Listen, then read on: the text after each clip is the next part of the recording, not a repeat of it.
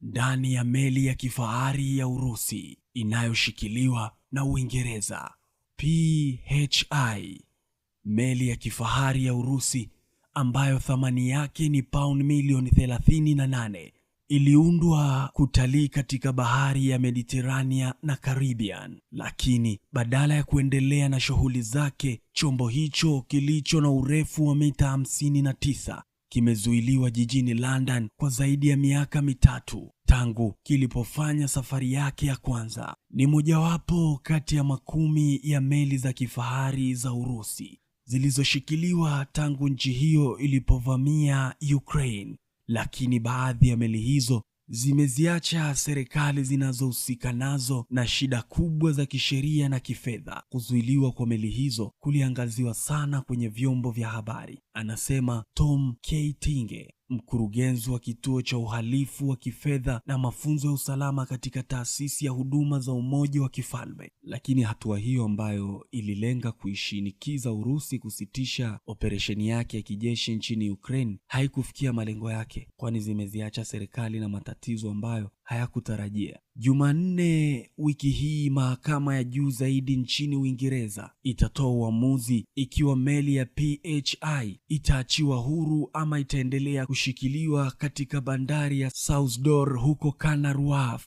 karibu katika meli ya PHI. Anasema Captain Guy Booth, hapa London na sio mahali ambapo ningelipenda kuwa. Meli hiyo ya kifahari ina vitu vya kuvutia, ikiwa ni pamoja na kidimbwi cha kuogelea. Tunaweza kuiweka katika umbali wowote unaotaka. Kina chake kinaweza kufikia urefu wa mita 1.7. Anasema karibu na hapo kuna gesi ya kupikia, sehemu ya mapumziko ambayo pia inaweza kugeuzwa ukumbi wa sinema, huku nyumba ya mmiliki wa meli hiyo ikijivunia kuwa na ngazi ya kipekee ya kuifikia.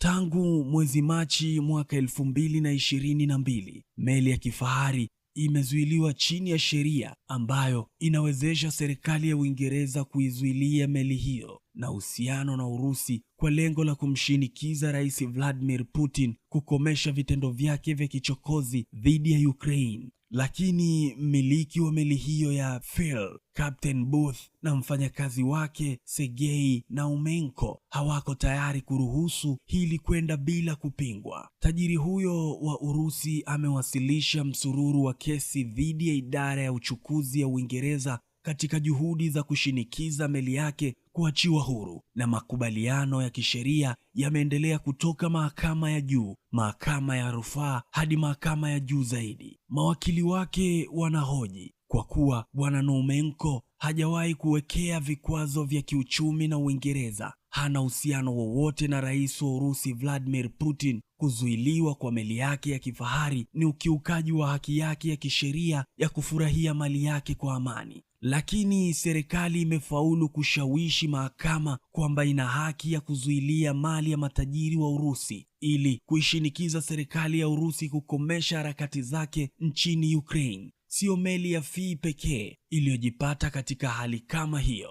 Kote duniani, meli za kifahari za Urusi zinazozuiliwa zimetumbukiza baadhi ya serikali katika mzozo wa kisheria na kugharamia bili za makumi ya mamilioni ya dola kudumisha utendaji kazi wa meli hizo. Masuala ya kisheria yanayohusiana na utunzaji wa meli hizo ni mambo ambayo serikali zote zilizochukua hatua ya kuzizuilia hazikutarajia, anasema Alex Finlay, afisa wa zamani wa CIA ambaye alihudumu Ulaya na ambaye amekuwa akiangazia meli kubwa za Urusi na vikwazo.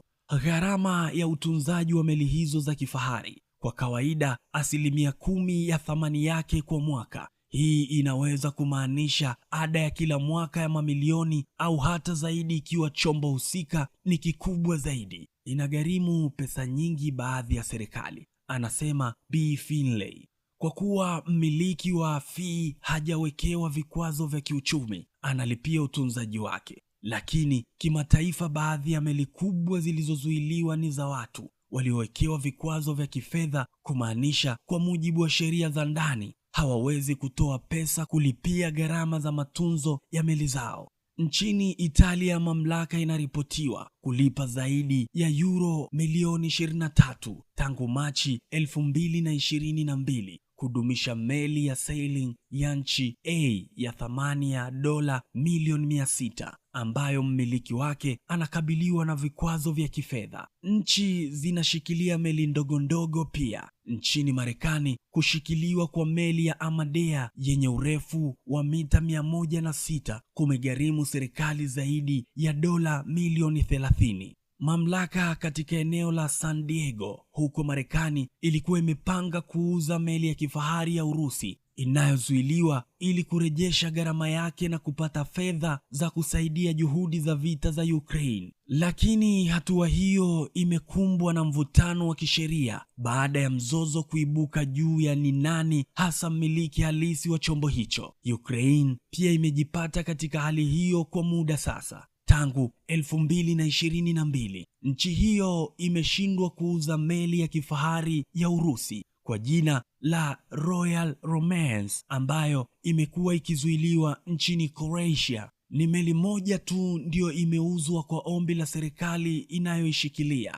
Alfa Nero aliripotiwa kuzigharimu mamlaka za Antigua na Barbuda takribani dola 28,000 kwa wiki kulipia ada ya matunzo wakati mataifa hayo ya visiwani zilipoamua kuiuza. Ilinunuliwa na bilionea wa Uturuki kwa kima cha dola milioni 40 za Kimarekani. Lakini mmiliki wake mpya na serikali ya Antigua zimeshtakiwa na binti wa mfanyabiashara wa Urusi aliyewekewa vikwazo kwa kifedha ambayo anasema meli hiyo ilikuwa ni yake. Tom Keitinge anahisi hatua ya kushikilia meli hizo huenda zilifanya mataifa ya magharibi kutokuchukua hatua madhubuti ambazo zingelimeza uwezo wa jeshi la Urusi. Je, ilikuwa sawa kuandamana matajiri wa Urusi? Naam, huenda ilikuwa sawa. Lakini je, kulikuwa na haja ya kugeuza mzozo wa Ukraine kuwa suala la watu hao wenye ushawishi? Bila shaka hapana. Tulihitaji kuangazia mambo ambayo yalikuwa ya muhimu kuanzia mwanzo. Utata wa kisheria unaozunguka meli za kifahari za Urusi huenda zikafanya watu ambao walikuwa na nia ya kununua meli hizo zilizozuiliwa kuwa na wasiwasi, hasa ikizingatiwa umiliki wake ambao sio rahisi kutambuliwa na mataifa yasiyo rafiki. Inawezekana,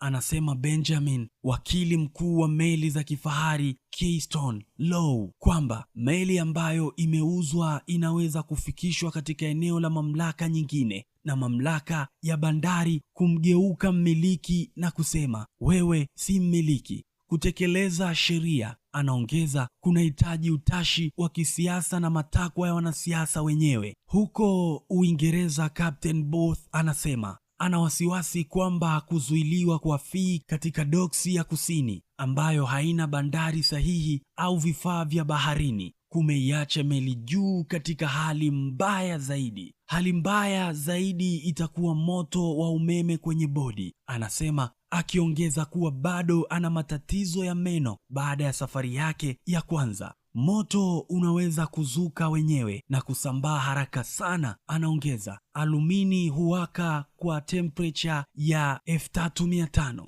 au hata meli inaweza kuzama. Hapa Canary Wharf, alipoulizwa juu ya hatari ya kushikilia fii huko Canary Wharf, idara ya usafiri iliyotoa taarifa ikisema haiwezi kutoa maoni juu ya madai yaliyotolewa na Captain Booth kwa sababu ya kesi zinazoendelea mahakamani. Mamlaka inayosimamia mfereji na Mount inasema mkuu wa bandari anaendelea kutafuta ufafanuzi kutoka kwa Wizara ya Uchukuzi DFT kuhusiana na hadhi ya chombo hiki. Kipaumbele chetu kinasalia kuwa operesheni salama na usalama wa mabandari. Mustakabali wa fii unaweza kuamuliwa na mahakama juu ya Jumanne, lakini hatma ya meli zingine za kifahari za Urusi huenda isijulikane hivi karibuni. Imeandikwa na Lazaro Edward na kusimuliwa kwako na Baltazar Joseph. Kwa heri na tukutane wakati mwingine. Hii ni Traore, mkombozi